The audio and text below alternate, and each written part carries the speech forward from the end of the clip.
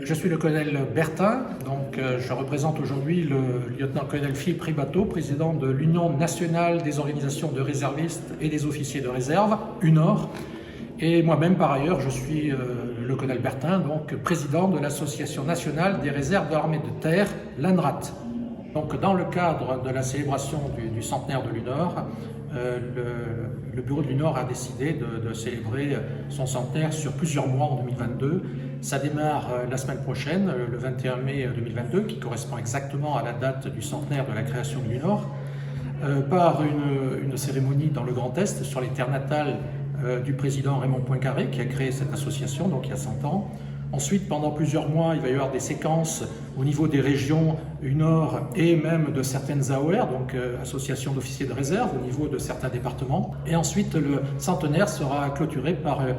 un échange autour de tables rondes et un grand événement au moment du ravivage de la flamme sous l'Arc de Triomphe. Ma venue aujourd'hui à Clermont-Ferrand, c'est de représenter l'UNOR, le président de l'UNOR qui n'a pas pu se rendre aujourd'hui ici, et de participer aux côtés de tous les camarades d'Auvergne à cette célébration. Je suis très heureux d'être reçu à la mairie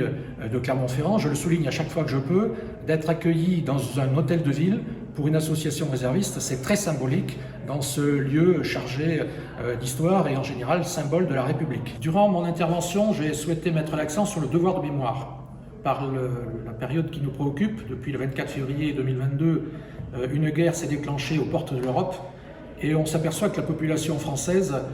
depuis plus de 75 ans qu'elle n'a pas connu sur son sol de guerre de masse, a perdu de vue un petit peu ce qu'était une guerre, et de découvrir aujourd'hui qu'une guerre, ça fait des victimes, et que même au-delà de la guerre, il y a des actes odieux,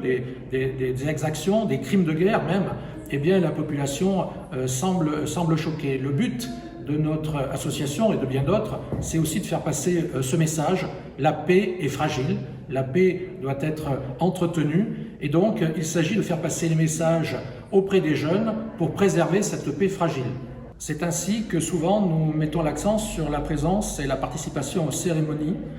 dans le cadre de ce devoir de mémoire pour rendre hommage à tous nos aînés, tous nos anciens qui ont payé de leur vie ou de sacrifices intenses le gain de la paix. Et il me semble important que les associations entraînent les jeunes vers ces lieux de cérémonie pour justement mettre en relief le prix de la paix. Et l'une des actions phares de l'UNOR est notamment d'entretenir le lien armée-nation.